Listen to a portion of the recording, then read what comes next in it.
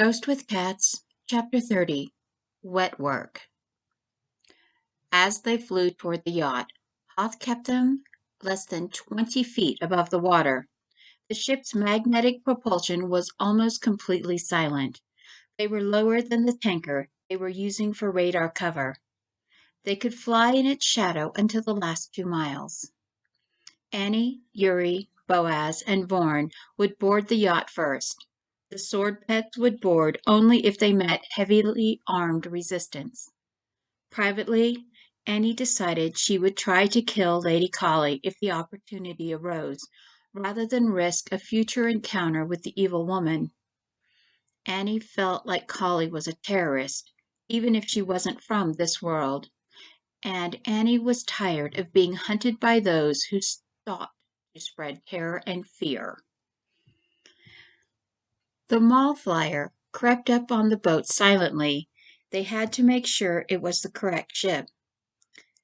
The smaller escort fighters were left in the dunes because they glowed. Vorn announced, "It is the right ship. I can feel Tall unconscious below deck, and," he shuddered, "and Lady Collie is in one of the staterooms abusing a human male who seems to be enjoying it." He shook his head, wishing he had not felt that particular image. "TMI, Vorn," Annie scowled, but Boaz snorted in amusement, blowing a puff of cigarette smoke. "There are 7 other humans on the boat, one in the forward part to steer the boat, and more below deck playing a game," Vorn revealed. Boaz handed Annie a sniper rifle. "You're a better shot unless—" Her mouth twisted. "I can do this. They work for Bence, and the tech they want will destroy our planet." The back hatch opened. Annie propped herself on the floor, adjusting for the rise and fall of the ship. She killed the captain with 1 shot.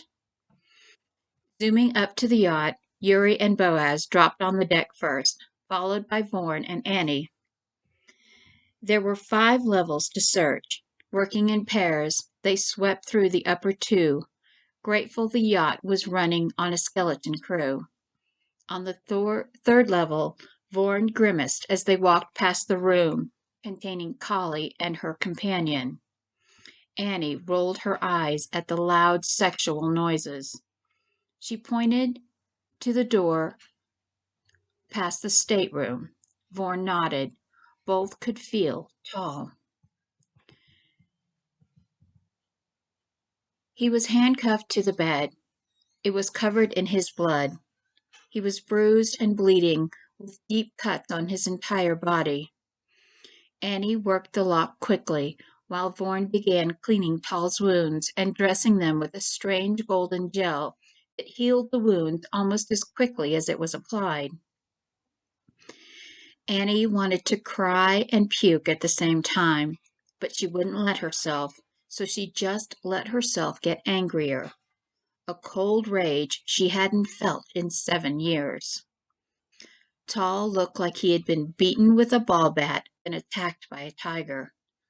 Carefully, they put the clothes Vorn brought on Tall. When they were ready, Vorn nodded. "Call him back, my lady." He wanted her to do it because he knew it would strengthen the bond between their souls. Annie put her hands on either side of Tall's face. "Tall, wake up," she whispered, and pressed her lips lightly against his bruised one. "Please, Tall, wake up. I came for you. Now come back to me. We have to go." Her heart prayed he would hear her and that he wasn't already too far gone. He looked nearly dead. In his dream, Tall was kneeling in his sanctum room. Annie told him to sleep, so his mind came here. Across his knees lay the antique samurai sword she bought for him that day, the day she kissed him under the mistletoe. He could still feel that kiss. Tall opened his eyes. Annie was leaning back from him. Vorn was standing at the end of the bed, looking slightly smug. She had tears in his eyes because his whole body was hurt. She came back to save him, just as he knew she would. "Welcome back," she whispered. "I love you," he said weakly. "I love you too," she said emotionally. Then they heard automatic gunfire erupt. Vorn helped Tall to stand. Annie carefully listened to the door. The fighting was downstairs. Boaz's voice came in her ear. "We were seen leaving the engine room, package in place." "We have him," she answered. They then turned to Vorn. "They placed the bomb. It's time to get off the boat."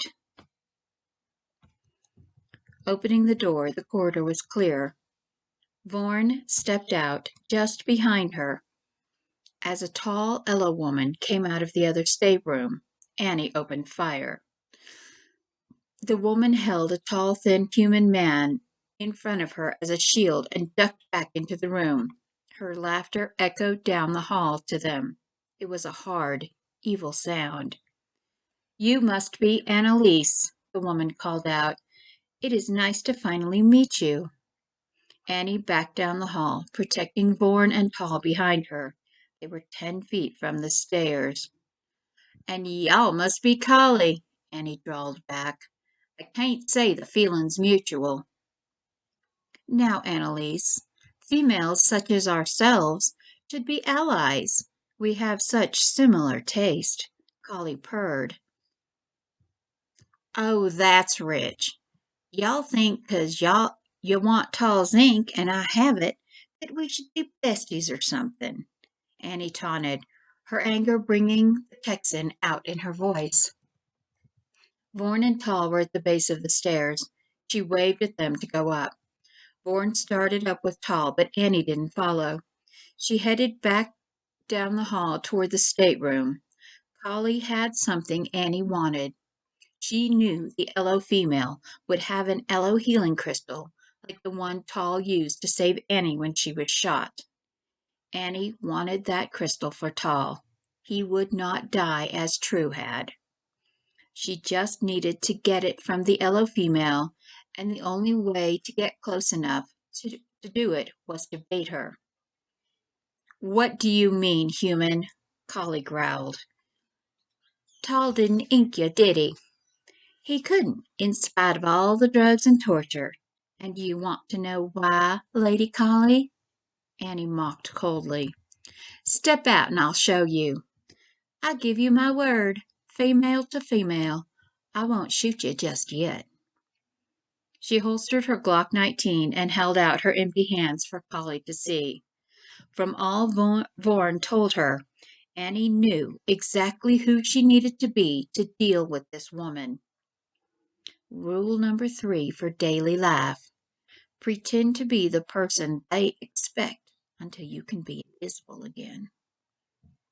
But Annie had no plans to hide from Collie.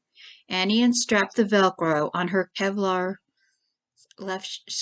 vest left shoulder and ripped open the neck of her long sleeve t-shirt. Collie stepped into the doorway over her dead lover's body. Annie's ink had almost doubled in size during the day. Collie gaped at the swirling henna-style design on the human woman's left shoulder. She had never seen such a large pattern except in the archives. Her breath hissed through her pointed teeth. She needed Tall's ink.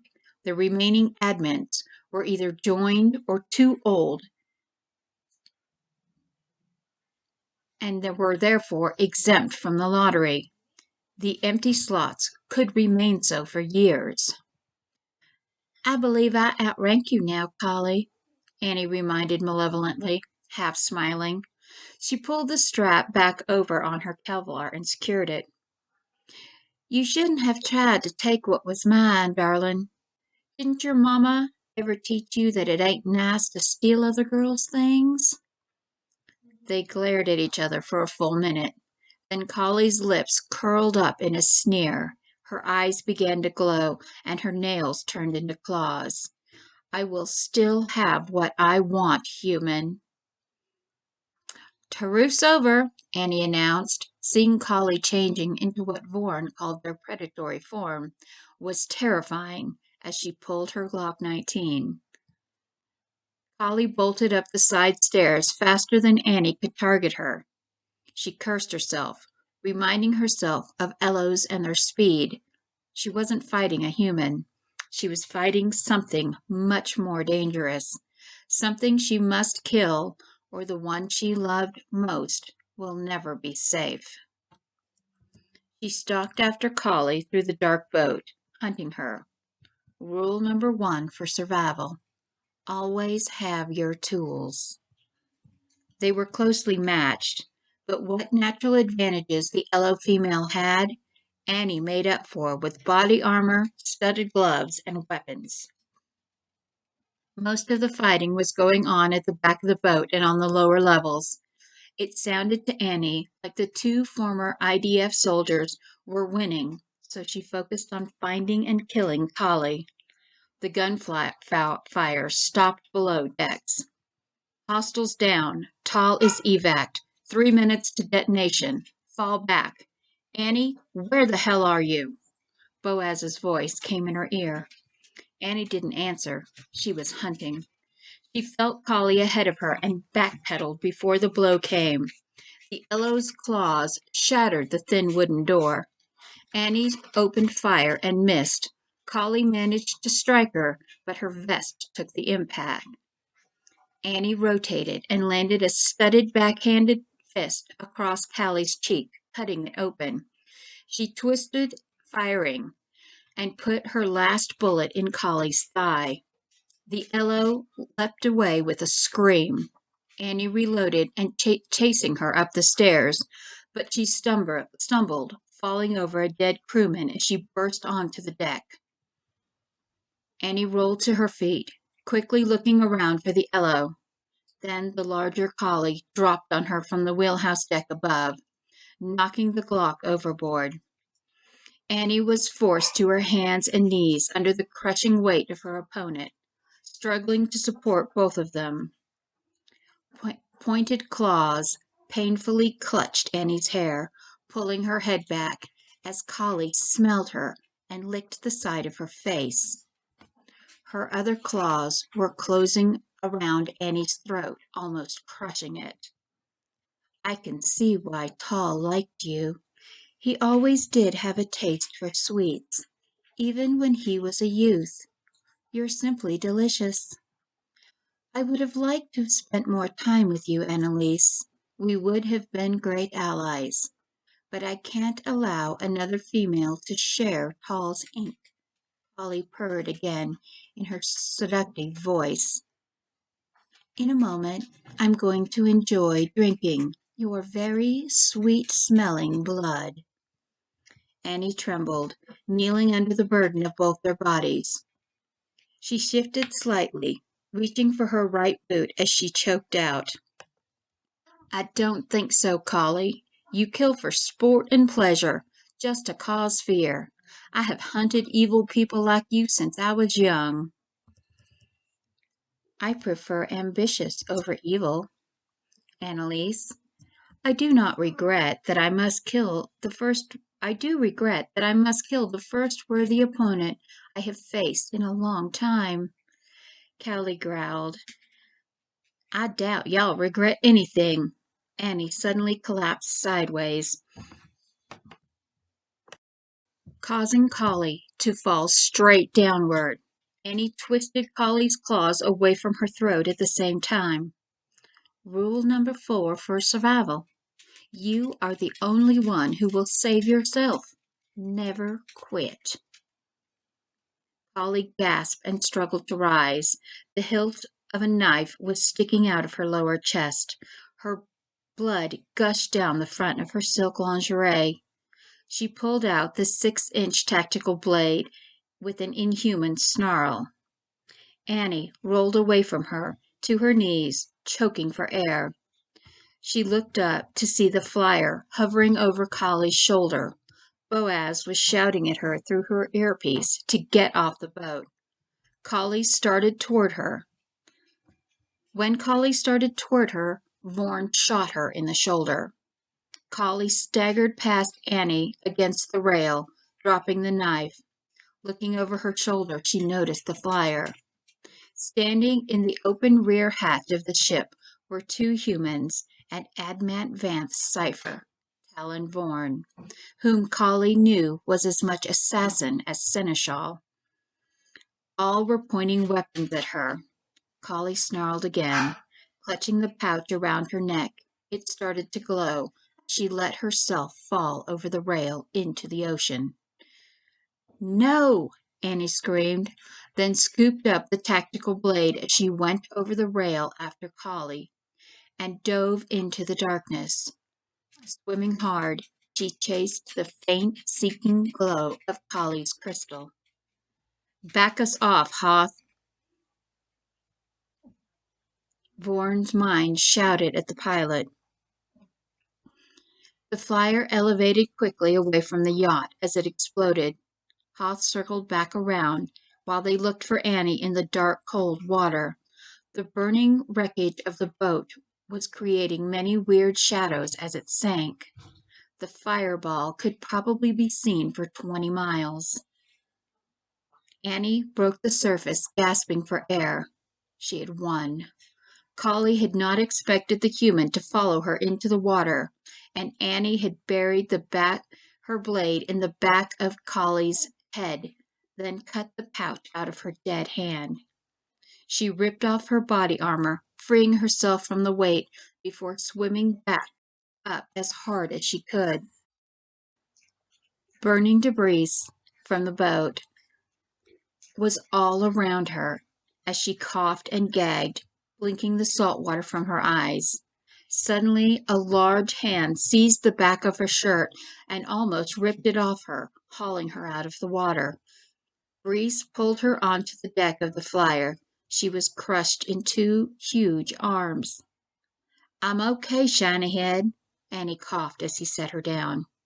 She patted Breeze's cheek. Beatty and Burke stood quietly to one side, bowing in respect to her. Lady Annie was a real warrior, like the master, and now they really wished they could keep her. "I'm getting too old for this," Boaz complained. He was smoking again and shaking his head.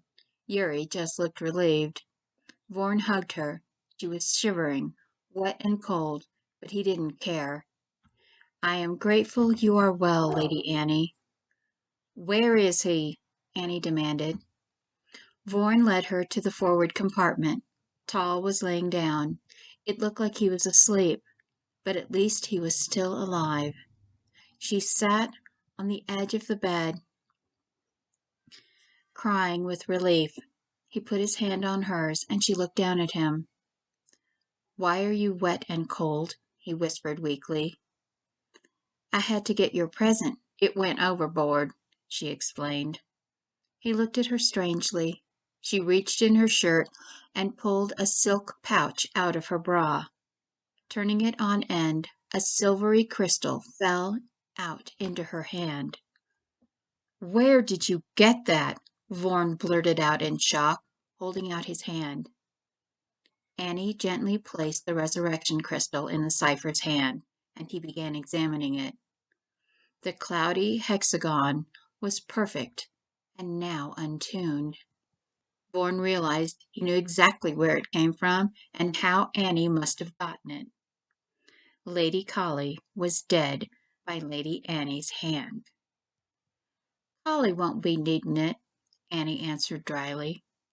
"Ever." Then she looked into Tal's eyes. "She will never hurt you again." Tal struggled to sit up, pulling her to him and hugging her. A tear slowly slid down her cheek, mixing with the Gulf water dripping from her hair. "I love you. I couldn't let you die." "With your love as my shield." "She was not able to hurt me," Tal responded, giving her a lick on the forehead. Then he pushed her wet hair off her shoulder and gasped in surprise at the mark revealed by her torn shirt. Gently, his fingers traced the pattern of his ink left on her skin. She just rested her head against his shoulder while he looked at the design. It felt so good just to be in his arms and not be afraid. He licked the center of the design. He had never seen an inking like the one they made together. He only regretted how it was made. "I am so sorry," he whispered, remembering her fear. "I'm not," she assured him. Then she kissed him very carefully.